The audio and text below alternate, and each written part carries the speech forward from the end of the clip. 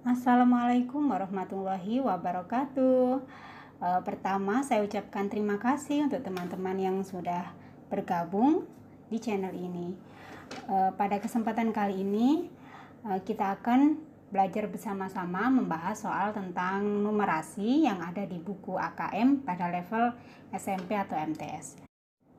Bagi adik-adik yang ada di kelas 8 SMP, semakin sering kalian mengerjakan latihan soal, maka akan semakin memudahkan kalian pada saat melakukan tes nanti. Oke, langsung saja kita ke soal yang pertama. Nah, pada soal berikut disajikan data tentang perakiraan cuaca dunia pada tanggal 1 Desember 2020 dan 2 Desember 2020. Nah, yang ditanyakan pada soal adalah suhu kota Beijing pada pukul 1 waktu setempat pada tanggal 2 Desember 2020 adalah yang paling rendah di dunia. Nah, kita diminta untuk mengetahui jawaban apakah pernyataan ini betul atau salah. Nah, cara yang kita lakukan adalah dengan melihat lagi nih data yang ada di samping ini. Karena yang ditanyakan adalah kota Beijing, maka langsung saja kita cari kota Beijing pada tanggal 2 Desember 2020. Ternyata suhu pada tanggal tersebut adalah minus 4 derajat Celcius. Nah, untuk memastikan lagi, kita lihat nih suhu yang ada di kota-kota yang lainnya.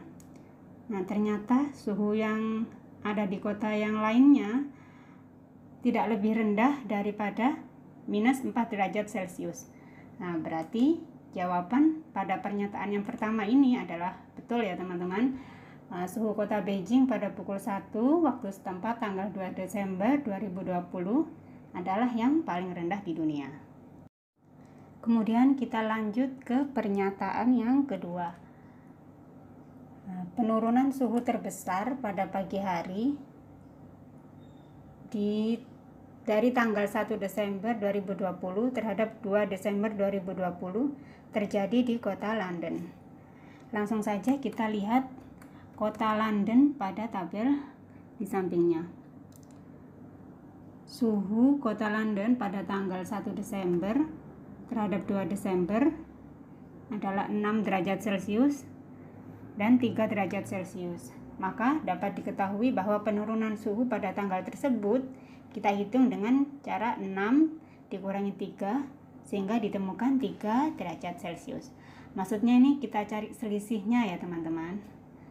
Nah, kemudian untuk memastikan bahwa di kota London ini memiliki penurunan suhu terbesar, maka kita lihat penurunan suhu yang ada di kota-kota yang lainnya. Misalkan ini ada di Perth ya. Diketahui bahwa suhu pada tanggal 1 Desember adalah 13 derajat Celcius. Kemudian pada tanggal 2 Desember mengalami penurunan suhu menjadi 8 derajat Celcius. Maka penurunan suhunya adalah 5 derajat Celcius. Nah, berarti penurunan suhu di kota Perth jauh lebih tinggi ya teman-teman daripada di London, sehingga dapat diketahui bahwa pernyataan yang kedua ini adalah salah. Kemudian kita lanjut ke pernyataan yang ketiga. Kenaikan suhu maksimum pada sore hari tanggal 1 Desember 2020 terhadap 2 Desember 2020 terjadi di kota Sydney. Nah, untuk mengetahuinya langsung saja kita lihat di tabel yang ada di sampingnya. Nih, ini adalah kota Sydney dan diketahui suhunya adalah 23 derajat Celcius pada tanggal 1 Desember. Dan kemudian pada tanggal 2 Desember diketahui suhunya adalah 31 derajat Celcius. Maka kita bisa mencari selisihnya dengan cara menghitung 31 dikurangi 23 derajat Celcius, maka ditemukan 8 derajat Celcius. Kemudian untuk memastikan apakah di kota Sydney ini memiliki suhu maksimum daripada kota-kota yang lainnya, maka kita coba cek di kota-kota yang lainnya. Misalkan kita lihat di kota Perth yang ada di atasnya. Ternyata selisih kenaikan suhunya hanya 4 derajat Celcius dari 18 ke 22, sehingga dapat diketahui bahwa pernyataan yang ketiga ini betul ya teman-teman. Kenaikan suhu maksimum pada tanggal 1 Desember terhadap 2 Desember terjadi di kota Sydney. Kemudian kita lanjut ke pernyataan yang keempat. Selisih suhu kota Moskow dan kota Frankfurt pada pagi hari tanggal 2 Desember 2020 adalah 3 derajat Celcius. Untuk mengetahuinya, kita bisa langsung lihat di tabel yang ada di sampingnya. Kota Frankfurt diketahui suhu pada pagi hari 1 derajat, sedangkan kota Moskow suhu pada pagi hari adalah minus 2 derajat. Sehingga jika kita cari selisihnya, maka ditemukan hasilnya 3 derajat Celcius dengan cara 1 dikurangi minus 2 derajat Celcius. Sehingga pernyataan yang keempat ini benar ya teman-teman. Kemudian kita lanjut ke soal yang berikutnya. Nah, di soal yang kedua ini kita disajikan dengan bacaan yang cukup panjang ya teman-teman.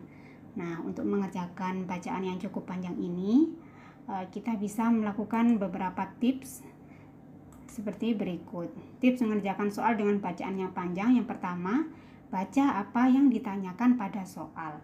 Nah, pada soal ini ditanyakan pada kedalaman laut berapakah seseorang dapat melakukan snorkeling. Nah, karena yang diminta pada kedalaman berapakah, maka bisa dipastikan jawabannya nanti berupa angka. Nah, kemudian kita lanjut dengan tips yang kedua. Lakukan scanning dan temukan kata kunci seperti angka, nama kota, dan lain-lain. Karena yang diminta ini berkaitan dengan angka, langsung saja kita cari mana yang ada angka. Nah, pada paragraf berikut kita bisa menemukan angka 2-5 meter. Nah, untuk memastikan kita baca dari awal kalimatnya ya. Snorkeling tidak perlu teknik khusus karena penyelam hanya dapat menikmati objek bawah laut dengan berada pada kedalaman 2-5 meter saja. Nah, ini sudah kita dapatkan sedikit jawabannya ya teman-teman. Ini sama kebetulan tentang snorkeling. Snorkeling dilakukan pada kedalaman 2-5 meter. Kemudian kita ke bawah. Nah, di bawah ini ada tabel. Dan sama kita cari juga angka yang mirip dengan informasi yang ada di atasnya. Nah, ini kita temukan angka 5 meter. Lah, ternyata ini ada di kolom kedalaman dan didapatkan informasi bahwa untuk kegiatan snorkeling dilakukan pada kedalaman laut dangkal dengan kedalaman kurang dari 5 meter. Nah, dari mencari jawaban berdasarkan dua tips ini, kita sudah dapat jawabannya ya tanpa harus membaca soal cerita dari awal hingga akhir. Sehingga untuk pertanyaan pada soal ini, pada kedalaman laut berapakah seseorang dapat melakukan snorkeling, maka jawabannya adalah yang B, pada kedalaman 2-5 meter. Nah, cukup dua soal ini saja ya teman-teman pada video kali ini. Kita bisa lanjutkan pada video-video yang selanjutnya. Terima kasih, semoga video ini dapat membantu kalian dalam belajar nantinya. Wassalamualaikum warahmatullahi wabarakatuh.